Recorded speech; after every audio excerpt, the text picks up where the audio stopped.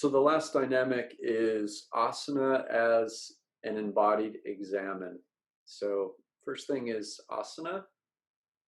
So in terms of the 8 limbs of yoga, asana practice is the 3rd limb. It's what most Westerners know of as yoga, the postures.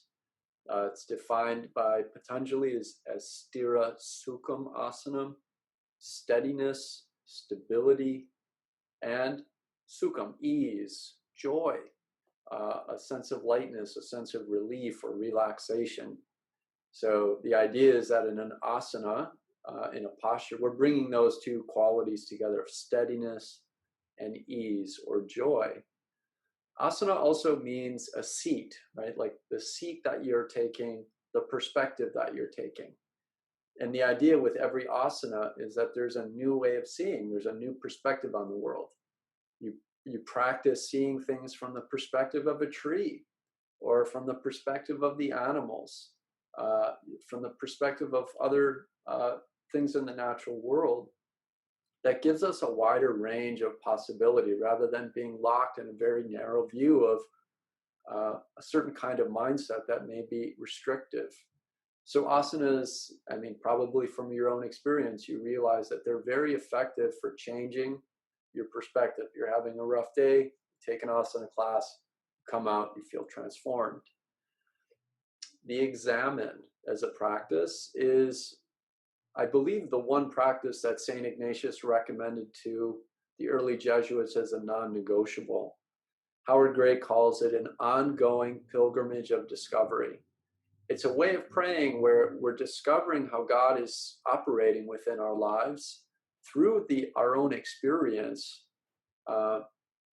through engaging in this form of prayer called the examen, which has a few different parts.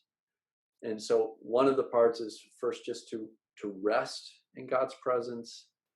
Another is to ground yourself in gratitude, to be aware of the various graces of one's day, of those things that throughout one's day made you feel grateful for being alive.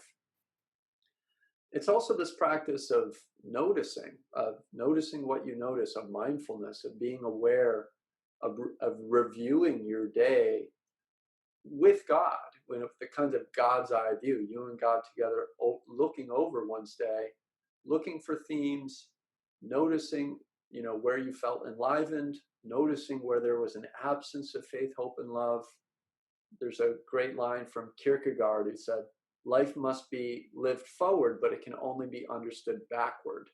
So it's a practice of reflection, which is so central to Ignatian spirituality. There's also the dimension of forgiveness, of letting go, of again, recognizing the ways in which we have collaborated with God and ways in which we've turned away from our true self, from the kind of person that God is calling us to be, and a way of coming into reconciliation with ourselves and with others and with God. And lastly, where are we going?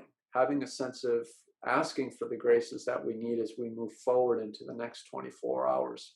So it's a daily prayer. It can be done very quickly. What we're doing in terms of asana as an embodied examen is we recognize that asana classes are this tremendous opportunity. If you have a daily asana practice, it's a way for you to unplug from all the distractions and really reconnect with your spiritual life, and to bring these two practices together, we think is a really unique innovation, because so much of our experience is disembodied. I think there's a line from a James Joyce novel, a character, Mr. Duffy. He's described as living a short distance away from his body. That's sort of the modern condition. So asana practice brings us back into the immediate experience of our body and our breath. We can start to notice, how is my breath? Is a kind of barometer of my mind.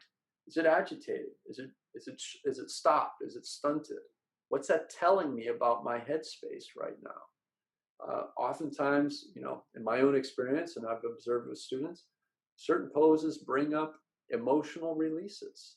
Right? There's some kind of freedom that takes place within an asana class. So how might God be speaking to us through our embodied experience.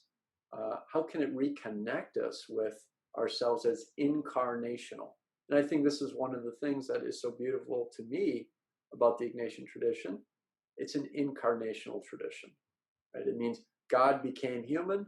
I think this is Saint Athanasius, so that human beings might experience divinity, might know that more directly.